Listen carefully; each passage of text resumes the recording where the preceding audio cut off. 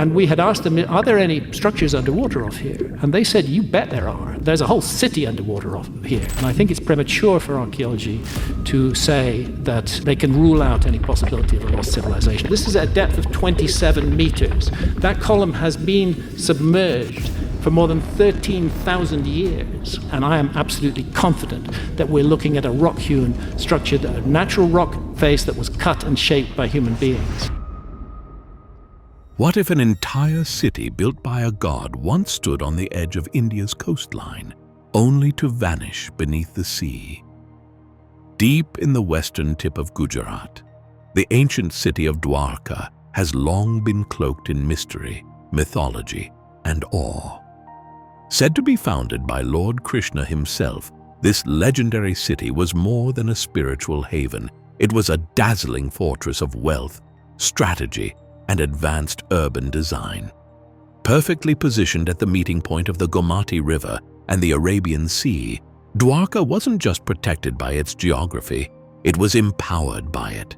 Surrounded by water on nearly all sides, it served as both a natural stronghold and a thriving maritime gateway, connecting India to ancient trade routes that stretched far beyond its borders. And now, modern science is beginning to uncover the truth behind the legend. The descriptions of Dwarka in ancient scriptures paint a portrait of a highly organized and architecturally advanced urban center.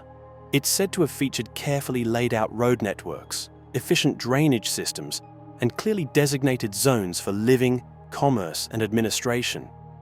This level of detail in urban planning demonstrates a sophisticated approach to infrastructure, one that prioritized both functionality and aesthetics. Dwarka wasn't just another settlement. It was a city built with intention and intelligence, designed to serve its residents while reflecting the grandeur of its time.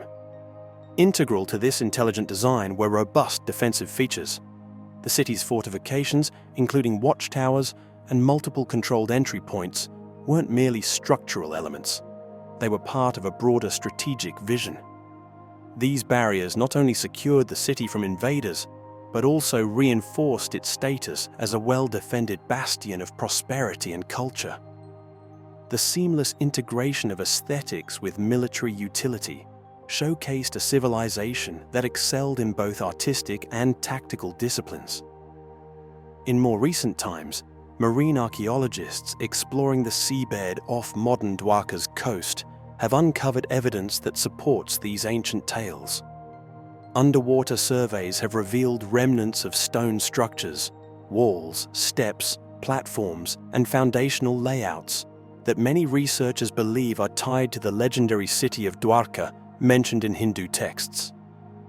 These discoveries suggest an advanced understanding of construction and engineering, even in environments vulnerable to erosion and submersion. The sheer scale and precision of the submerged architecture indicate a society that was both ambitious and technologically capable. Modern technology has played a key role in mapping these underwater remnants. Tools like sonar imaging, underwater photography, and advanced diving equipment have allowed researchers to gain a clearer picture of what lies beneath. Meanwhile, land excavations around Dwarka have turned up a trove of cultural artifacts, terracotta objects, beads fashioned from semi-precious stones, fragments of pottery, metal tools, and engraved items, all pointing to a vibrant, well-connected society.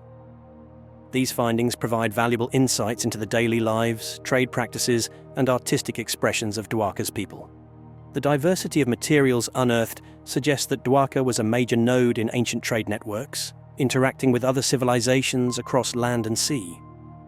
Its economic success was paralleled by its cultural dynamism. Items found in the area reflect an openness to new ideas, beliefs, and artistic forms, evidence of a society that was both cosmopolitan and deeply rooted in its spiritual identity.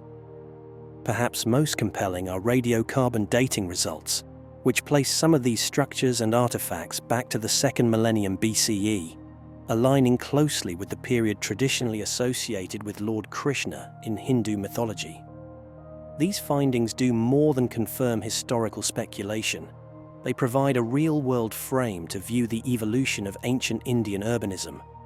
They highlight how early societies managed their resources, organized their cities, and interacted with their environments. Dwarka becomes more than a legend. It becomes a touchstone in the understanding of South Asia's cultural and architectural lineage. The significance of Dwarka isn't solely historical or architectural. It's also deeply spiritual. According to Hindu lore, the city was founded by Lord Krishna himself, who led his people there to escape the constant conflict in Mathura. The western coast of India offered natural protection, fertile lands, and access to trade. All reasons Krishna is believed to have chosen this specific location. Far from a simple refuge, Dwarka was designed as a beacon of peace and prosperity, embodying Krishna's wisdom and divine leadership. This divine connection elevated Dwarka's stature across generations. In myth and scripture, it is described not just as a sanctuary, but as a city of breathtaking beauty, its buildings adorned with gold and gems, its temples echoing with devotion, and its avenues bustling with life. Yet the tale of Dwarka doesn't end in prosperity. The Mahabharata and other texts speak of its dramatic end, how the sea rose and swallowed the city after Krishna's departure from the mortal world. This moment marked the end of the Dvapara Yuga and the beginning of Kali Yuga, the current age in Hindu cosmology. This myth of submergence, while symbolic in many ways, has found echoes in archaeology. The structures beneath the sea lend credibility to legends long dismissed as fantasy. Some researchers propose that the city may have gradually succumbed to coastal erosion, rising sea levels, or seismic activity. These explanations bridge the gap between mythology and science, turning legend into a plausible historical event. Dwarka, known in sacred texts as the Golden City, earned its name not just for its fabled wealth, but for the golden era it symbolized. Its layout, zoned with precision and aligned with spiritual ideals, is credited to Vishwakarma, the divine architect, under Krishna's commission to harmonize divine intent with human life. Neighborhoods were carefully planned, homes, markets, temples, and government spaces, each with a distinct role, all contributing to both spiritual and civic harmony. But Dwarka's eventual submergence serves as a striking metaphor. It reflects the impermanence of even the grandest civilizations. Just as the sea swallowed the city, time swallows all human creation. This tale of splendor and loss continues to captivate scholars, seekers, and explorers alike. Here, myth and history intertwine. Architecture meets divinity, and the ancient world ripples beneath today's surface, still whispering its secrets. If you thought a city lost beneath the sea was incredible, wait until you see what scientists uncovered next, on land.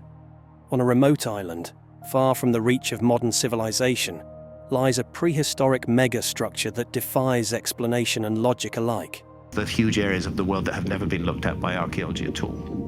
Or if looked at by archaeology, looked at only minimally. Of course, the most important are the flooded continental shelves. And that's why Santa and I spent 7 years of our lives scuba diving all around the world.